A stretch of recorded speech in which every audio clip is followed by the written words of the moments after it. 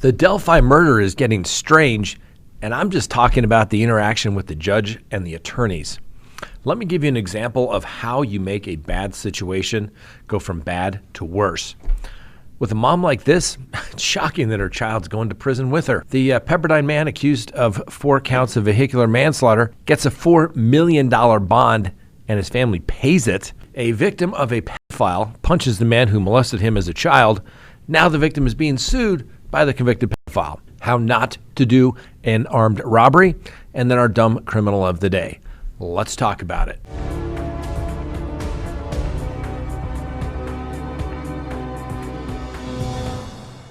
Good day, everyone. My name is Scott Reich, and this is Crime Talk. You know the drill. Subscribe if you haven't, like if you do, leave me a comment below, hit that little bell so that you receive notifications. And as always, remember, you can listen to us anytime on any of your favorite podcasting apps. Just simply search Crime Talk with Scott Reich. All right, tomorrow is Halloween. You have one day to submit your photos for the great Crime Talk Halloween photo giveaway. That's right. The winners will receive $100 each. And there's 2 categories, one for our regular subscribers and the other one is for our Patreon members. So send your photos to the email below. You're entered, and we will announce the winner tomorrow, and we will get you the $100 if you are in fact the winner. The criteria is, well, it's got to be a good costume. Basically, the Crime Talk staff here loves it. There you go. It's only $100. Take the picture, send it to us. And remember, if you're not a Patreon member, now would be a good time to join. Heck, you could increase your chances of winning by becoming a Patreon member, and basically it would pay for your membership. Think about that. All right, let's go ahead and open the record for October 30th, 2023. That's right, things are getting a little weird there in Delphi. So Judge Gull, who is overseeing the proceedings for Richard Allen, the man accused in the Delphi murders, has thrown out a filing made by the former attorneys for Richard Allen, a guy by the name of Bradley Rozzi, that argued that the judge should be removed from the Delphi murder case due to claims that the judge pressured the defense attorneys to withdraw from the case last week. Now, the move comes after a flurry of exchanges between the former defense attorney and the Allen County judge following a little surprising hearing last week that ended with Judge Gull announcing that both of Allen's defense attorneys would be withdrawing from the case. Now, Mr. Rozzi argued that Richard Allen, the man accused of killing Abby Williams and Libby German outside of Delphi there in Indiana back in 2017, never signed off on this whole issue regarding the change of counsel. And at last Friday's hearing, the judge announced that Allen's other defense attorney, Andrew Baldwin, was voluntarily withdrawing from the case and said Rozzi would be following Baldwin's lead and withdrawing in the upcoming days. The withdrawal came on the heels of an alleged evidence leak traced back to Mr. Baldwin. Now, Allen's other defense attorney, Andrew Baldwin, claimed he was snookered and betrayed by a former employee who had unauthorized access to the Delphi evidence in Baldwin's office and leaked the evidence to a Facebook page regarding the Delphi followers of the case. Now, in this somewhat surprising turn, Rozzi filed a motion calling Judge Gull to be recused from the case after suddenly backpedaling on the previous story of his impending withdrawal from the case, and instead stated he did not want to withdraw from the case and wished for Gull to be thrown off the murder trial. Now, we brought you this motion last week. We read it verbatim. Somewhat interesting. The allegations were made that he was basically pressured by the judge to do so. Now, however, the court, Judge Gull, has ordered that motion be stricken from the record. And in another order by Judge Gull, the judge said that Rozzi was withdrawn from the Delphi case as of October 19th and therefore was no longer legal counsel of record for Mr. Allen, and therefore his filings mean nothing and they will be stricken from the record. In fact, the court went on to note that since Rozzi is no longer even considered legally part of the case filing should never have been accepted. The judge is not wrong there. No attorney can just simply file motions in a particular case, and if they've withdrawn, they need permission to enter the case. And when the judge says you're off, when it's a court-appointed matter, you're off. Unless you want to hire or enter the case as a private attorney, if you've been retained to do so, only then would you be allowed to re-enter the case and have any of your pleadings heard in any way. So let's bring in another attorney. This attorney's name is David Hennessy. He is an attorney representing Rosie and Baldwin and recently argued against Gull and claimed that she strong-armed the attorneys into offering oral withdrawals from the case and contends Gull doesn't have the authority to direct the clerk to strip Baldwin and Rosie's name from the court docket without a file notice of withdrawal or a valid written motion. Hennessy will apparently be filing a motion to reconsider that he intends to file as early as this week in response to Gull's order of having the defense attorneys removed from the case. Now, having new attorneys assigned and having Rosie's request for the judge to recuse herself stricken from the record. We'll see how that works. In the soon-to-be-filed motion, Mr. Hennessy apparently calls on the court to reconsider the erroneous order to the clerk of the court and the removal of the appointed counsel without the opportunity to be heard. No judge has the authority to oversee the clerk or order the clerk to alter the record of the court filings, according to Mr. Hennessy. We'll see how this is playing out. It gets a little weird. Now, Mr. Hennessy continues to allege that Baldwin's oral motion to withdraw from the case on October 19th is a nullity and invalid due to Baldwin never filing a written motion to withdraw. Now, I'm not sure exactly how things are done in Indiana, but I have made oral motions to withdraw that have been granted on the record. So I'm not sure why they're getting so hung up on this particular issue. What it boils down to is the judge appointed them and the judge took the case away from them. Mr. Hennessy's motion also cites state law in contending that the judge loses the authority and jurisdiction to make rulings on other court motions or issues and orders other than a hearing upon the filing of the motion for recusal and to disqualify the motion filed on behalf of Rosie just days in which Gull ordered stricken from the record. Now, 2 new attorneys have been appointed to represent Richard Allen. Friday, the court appointed attorney Robert Screamin, S-C-R-E-M-I-N, and attorney William Lebrato, L-E-B-R-A-T-O, as contract public defenders in Mr. Allen's case. Both Screamin and Lebrato are defense attorneys based in Fort Wayne, Indiana. There's also a hearing scheduled for tomorrow, and we'll see if this issue is brought to light. But my thinking is the old attorneys are out, the new attorneys are in, and they can begin anew. And the question now is, will they follow the same theory of defense that the previous defense counsels did? We'll have to wait and see. Let me know what you think. Are Mr. Allen's attorneys, former attorneys, being railroaded? Was it really because of a security breach? Or maybe they're getting close to the truth? Let me know in the comments below. Next on the docket, how you make a bad situation worse. So there's an Ohio social worker who has allegedly engaged in some contact inappropriately with a 13-year-old boy that she had been counseling. Well, she was very tearful in court after she got arrested for allegedly showing up at the teen's home with a gun. So please meet Peyton Shires. She's young. She's 24 years old. And she was pleading with the judge as he read new witness tampering charges to her in court, which come on top of the unlawful sexual conduct with a minor felony that she's been charged with that came out of allegations last month. Now charged with intimidating a witness by force or threat, she also now has to try and post a $50,000 bond because the bond that she's been out on was revoked for, well, allegedly committing a new crime. So now she'll have to wait in court until November 6th for her next hearing. Now, what the court records show is that no new bond for her has been granted after she allegedly showed up at the 13-year-old boy's home with a gun. Now, prosecutors allege she threatened to kill herself and blamed the family for ruining her life. The boy's mother told police she received a call from Shires, who allegedly said she had been planning to kill herself after killing the mom. Upon executing a search warrant on the device and phones, police said that they found a video of the social worker and the boy having intercourse she was assigned to counsel.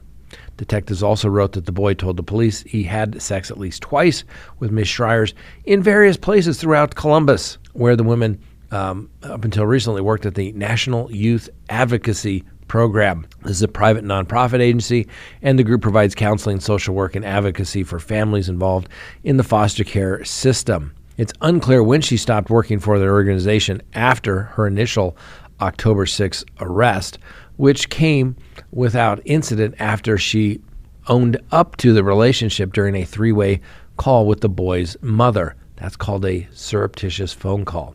So obviously this young lady, Ms. Schreier's, making some very poor decisions. It only got worse by going to the house by saying that she was going to harm herself and possibly others. Yeah.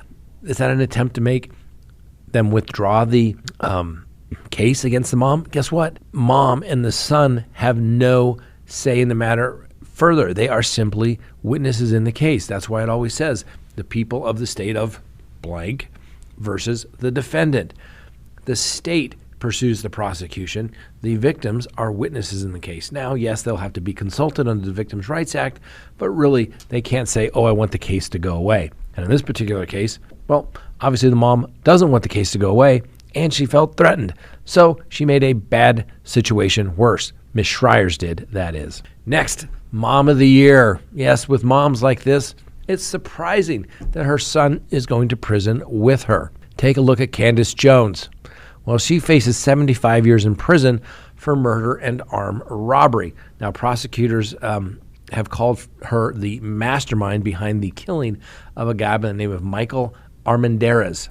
Now, Cassandra Green, then the girlfriend of Jones' son, Ernest Collins, had shown them pictures from social media of the victim posing with large amounts of cash and drugs. According to the prosecutors, Jones gave her son a gun and said, "You're going to go do this." Well, Green, the girlfriend of the son of Ms. Jones, lured out Armendariz, her childhood friend, with a Snapchat message the night of January 14th back in 2019. She picked him up in an SUV where her boyfriend, Mr. Collins, was hiding in the back seat.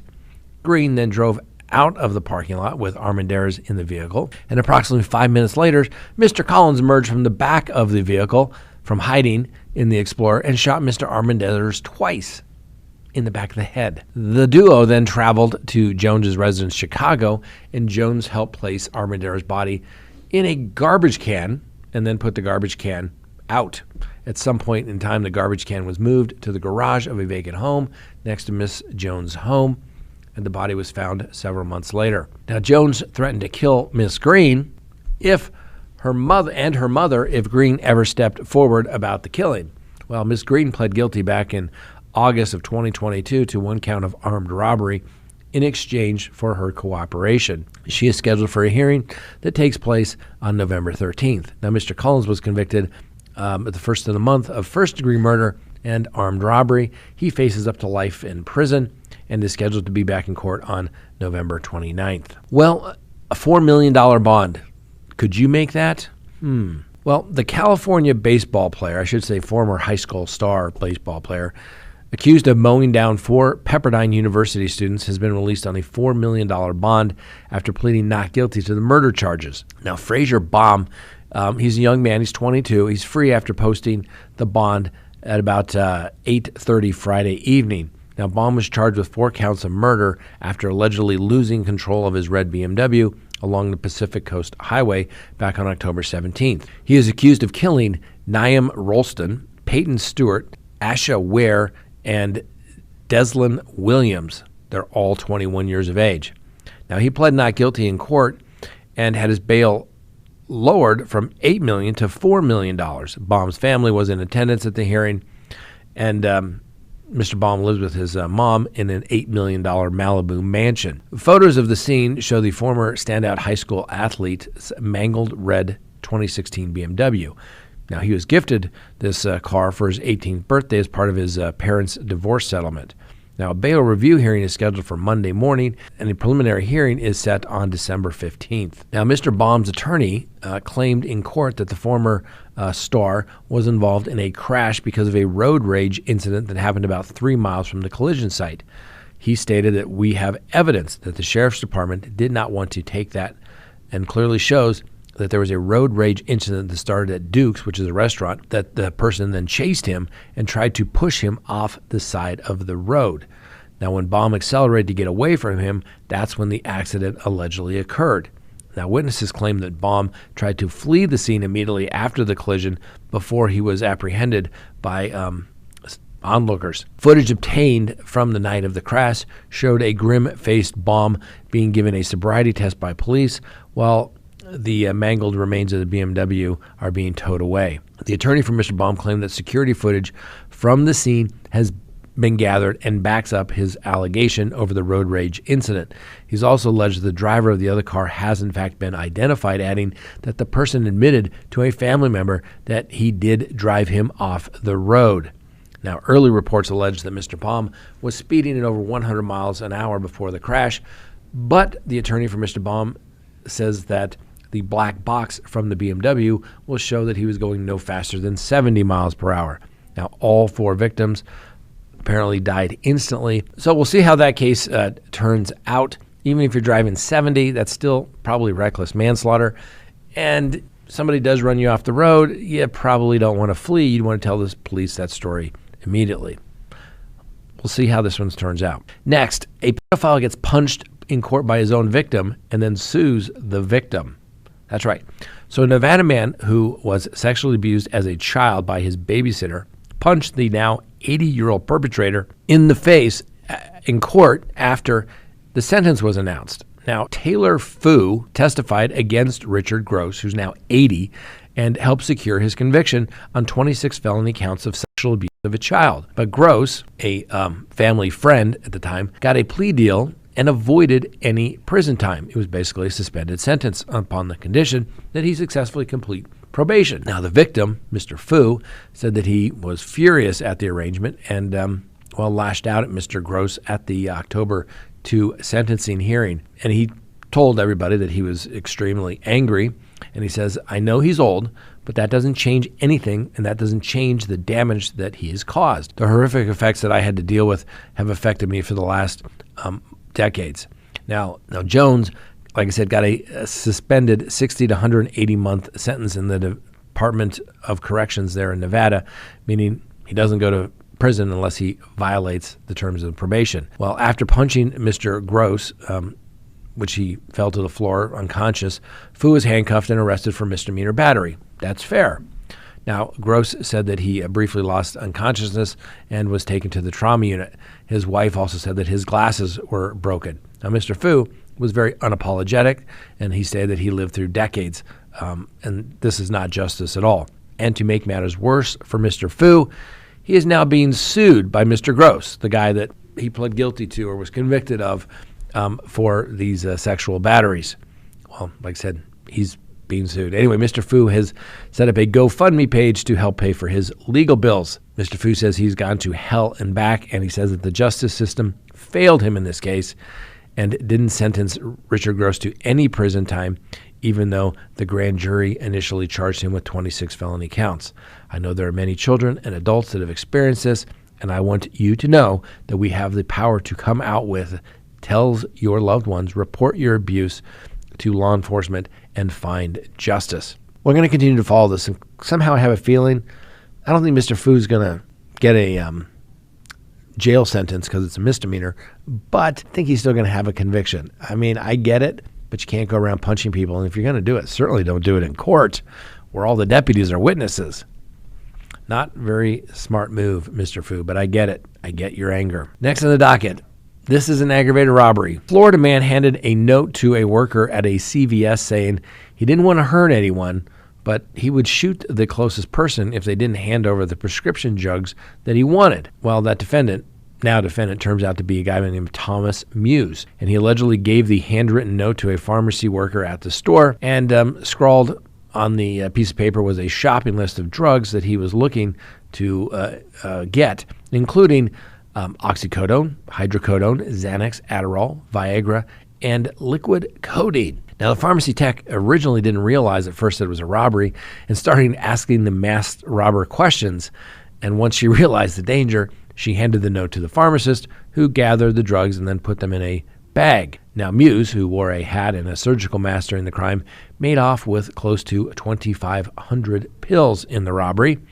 Needless to say, the police rolled up just as Mr. Muse was leaving the store, and then he ran. The police eventually caught up with him, and he's now under arrest. Now, the suspect still allegedly had the note on him, and reportedly Mr. Muse later admitted traveling from Jacksonville, Florida to Orlando to rip off the pharmacy, and stated he also had done similar robberies in Central Florida as well. And then finally, if all those stories weren't dumb enough, our dumb criminal of the day.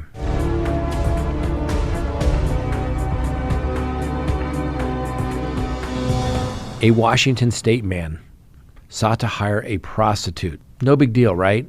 But it wasn't just for himself, but his miniature horse as well.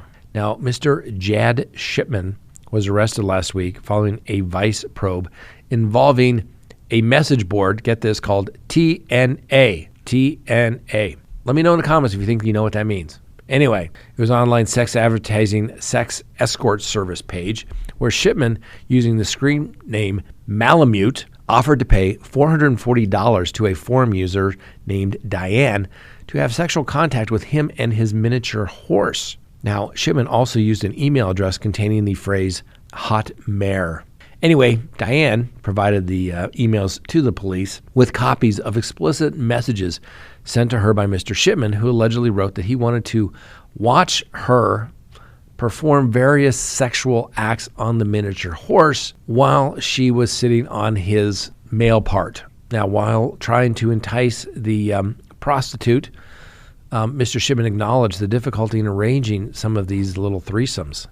He stated, the last two gals I asked said it was noticeably outside their comfort zone. Apparently it was outside of Diane's comfort zone too. Anyway, Shipman reportedly admitted to being on the TNA board user as Malamute and soliciting Diane to perform various acts with him and the horse. Now, he said that he chose Diane because she posted in the board fetish section, and he hoped that she would be more agreeable to having the contact with him and the horse. Now, during questioning, Mr. Shipman admitted to having prior sexual contact with animals, and investigators also noted they spotted two miniature horses in the pasture of Mr. Shipman's 7.62-acre home where he and his wife reside. Well, Mr. Shipman's been released on a $1,000 bond and ordered to have no contact with animals. Unbelievably, he hasn't been charged with any felonies, only misdemeanors. Ladies and gentlemen, I think what today shows to you is the world is crazy and a lot of people out there are crazy. So be careful, be safe on Halloween. Thanks for watching. We'll see you next time.